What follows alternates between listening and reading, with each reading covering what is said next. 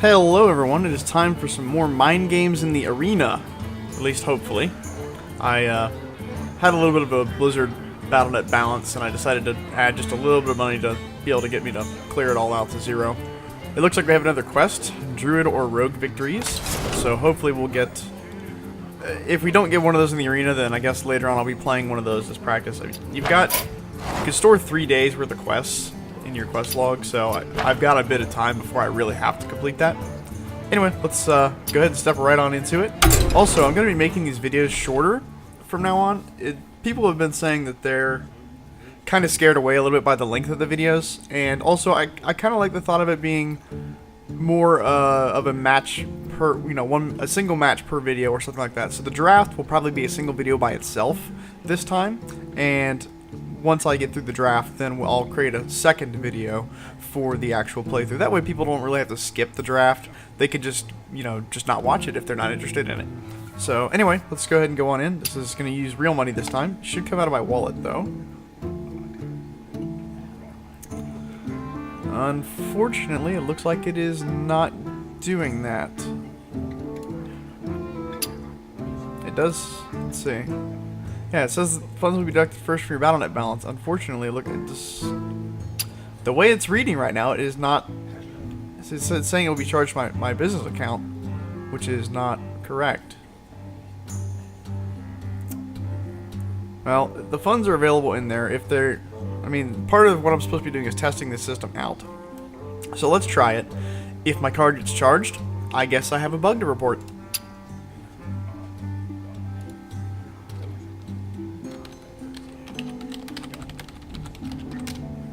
Alright.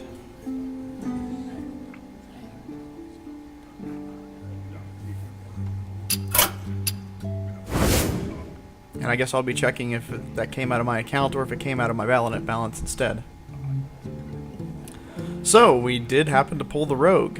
And I've heard Rogue is actually really good in arenas. Because most of their cards actually don't really rely on any kind of special combinations or whatever. Most of them just play a card and it combos with the other cards. So that's something I'm going to try out. Alright, let's see here. We have an Auctioneer, which is good if I play a Spell Rogue, because then I'll get a lot of cards out of him. We have a Crazed Alchemist, which is a low-cost, low attack and health minion. He does have an interesting battle cry that lets me kind of play with numbers. There was a comment recently on one of my other videos. I actually lost a game that I could have won if I'd have used the Crazed Alchemist correctly. I had a Mogashan Warden that's a 1/7 creature with taunt. If I'd have used the Crazed Alchemist to switch him to a 7/1 creature, I actually could have killed my opponent in that turn. But, oh well. And the Injured Blade Master is really good in like a pre-stack or something where you can actually keep him alive and heal his health back up, because you get a lot more stats worth out of him for a 3-cost card. Although, I do see a potential combo as well with the Injured Blade Master and the Flesh-Eating Ghoul. Because it specifically says he deals 4 damage to himself, and the Flesh-Eating Ghoul actually gets empowered every time a minion takes damage. So, anyway, we're going to take the Crazed Alchemist here. I don't mind gambling a little bit on low-cost cards.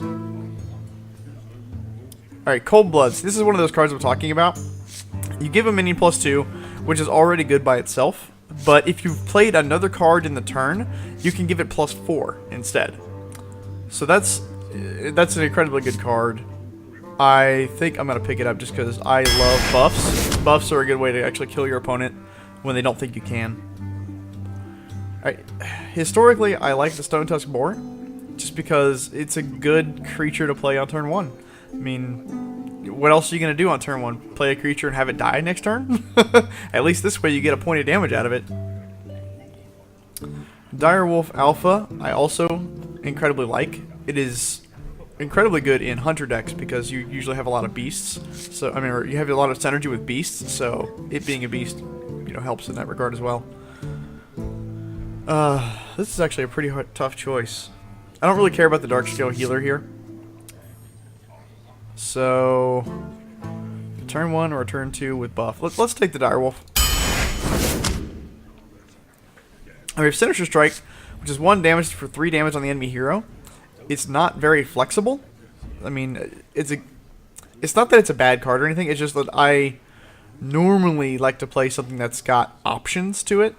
We're missing our first turn. So Goldshower Footman is not a bad first turn play. After that, it's kind of weak, but I'll take it anyway just for the first turn plays. Alright, Deadly Poison is really good. It's just, you know, a way to help you remove bigger, tougher creatures with your weapon. So I'm going to go ahead and take that.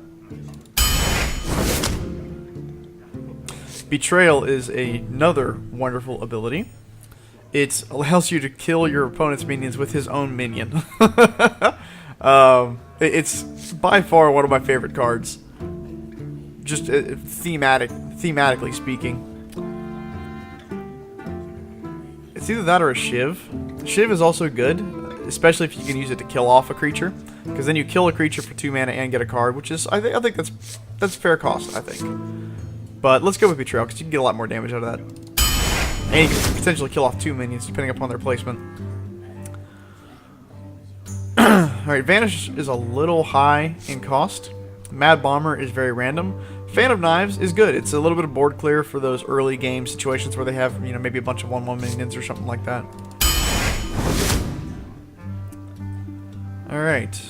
Well, there's that Mogoshan Warden and Crazed Alchemist combo I was talking about. So, I think I'm going to take the Warden. Just you know, I'd like to vindicate myself from that combo. Alright. We don't have any Murlocs in the deck right now, so Grimscale Oracle's probably going to actually do me more harm than good, because if someone is playing with Murlocs, they're actually going to buff their Murlocs. A War Golem is just kind of bleh, and we have a Ascension Shieldmaster, which is universally regarded as a pretty good card, so I'm going to pick that up.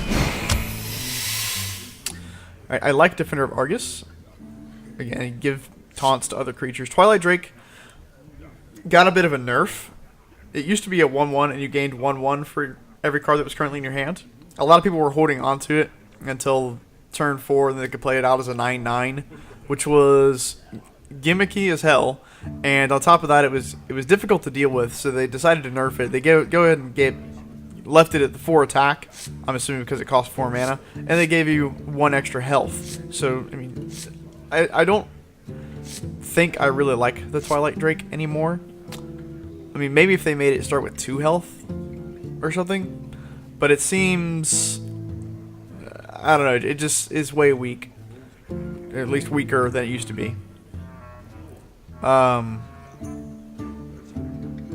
think I'm going to go Defender of Argus. I do like the Stampeding Kodo as well. In the late game situations, it's nice to be able to kill something with a low attack or something like that that might be hiding behind a taunt wall.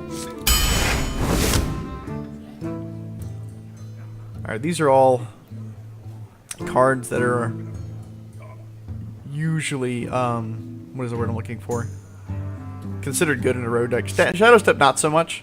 Although it is good to be able to save a minion that might be close to death or something like that, because you can save it for free and then you can play it back out for 2 less than it cost in the first place. Especially good for Battlecry minions. So I mean, throw the Defender of Argus, you get a +1/+1 out of it and make 2 taunts.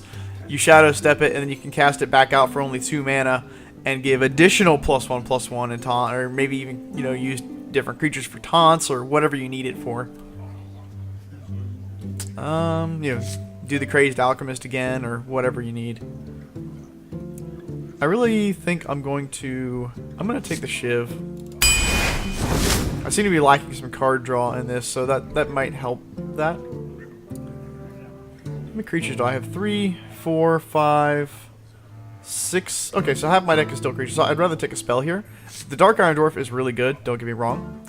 But I think I'm going to take an Assassinate just to be able to get rid of problem creatures. Alright.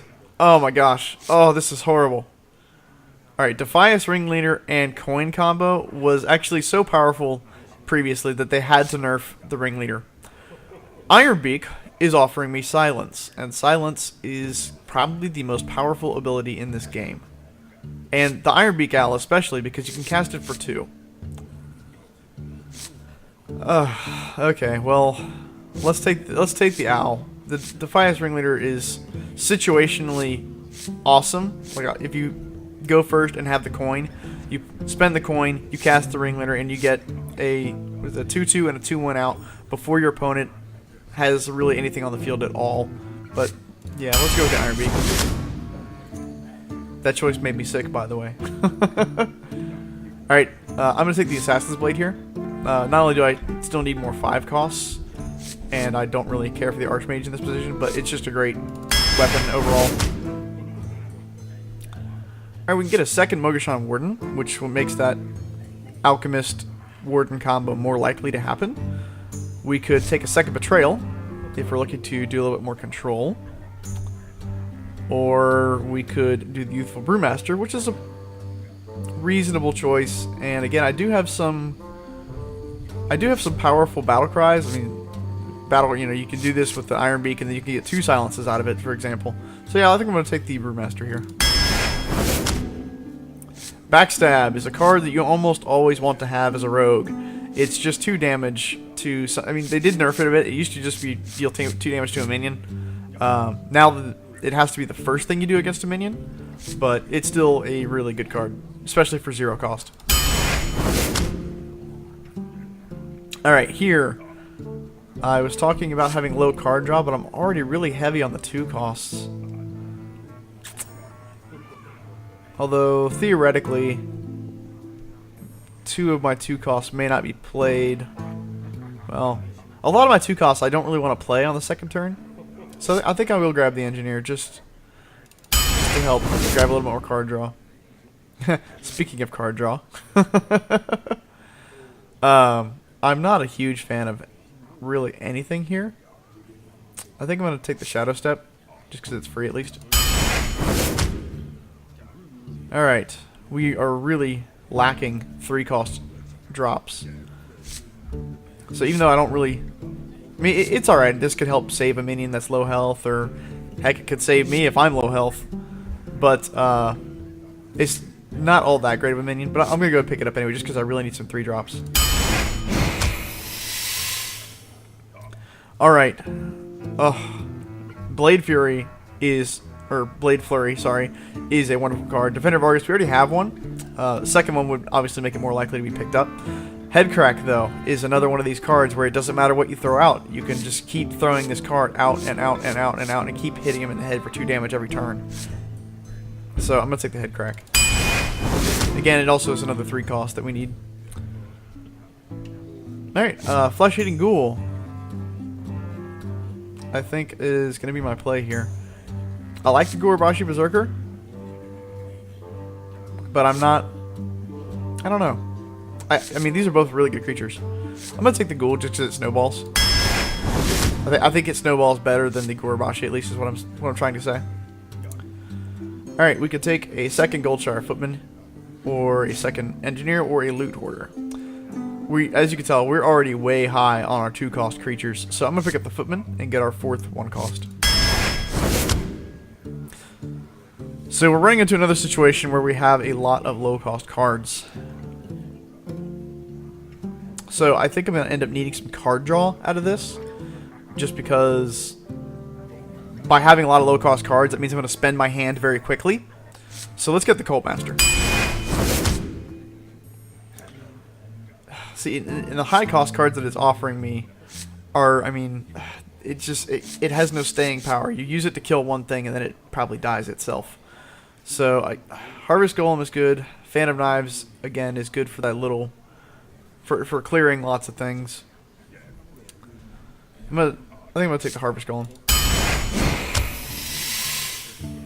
Oh, we have a second Headcrack. Let's grab that. Alright, Eviscerate is another combo card. Deal 2 damage, and I can combo it to deal 4 instead. And this one does not have the restriction of being targeted to a minion, so I can actually do this on the hero.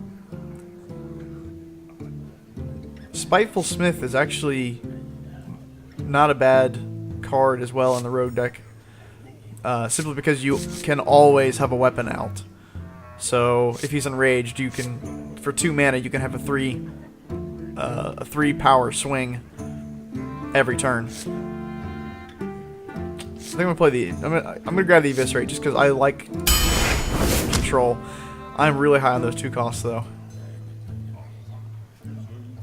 I think I'm gonna grab a Sprint just for late game. I mean, again, with the, I'm going to run out of cards quickly, so in the late game, I'm going to need something to be able to bring more cards into my hand. Alright, we have Shattered Sun, we have Abusive Sergeant, and we have Vanish.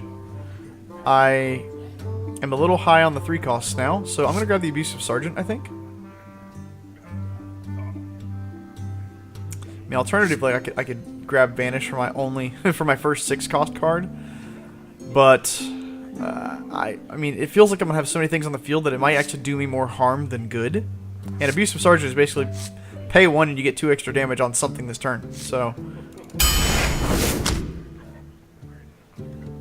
all right, I can take another Shadow Step, Mad Bomber, or Farseer. I think, I mean, just because of the way my mana is stacked up, I'm going to take another Shadow Step. Alright, this is our final card. How many spells do we have? Because both of these rely on spells. So we have 1, 3, 4, 5, 6, 7, 8, 9, 11...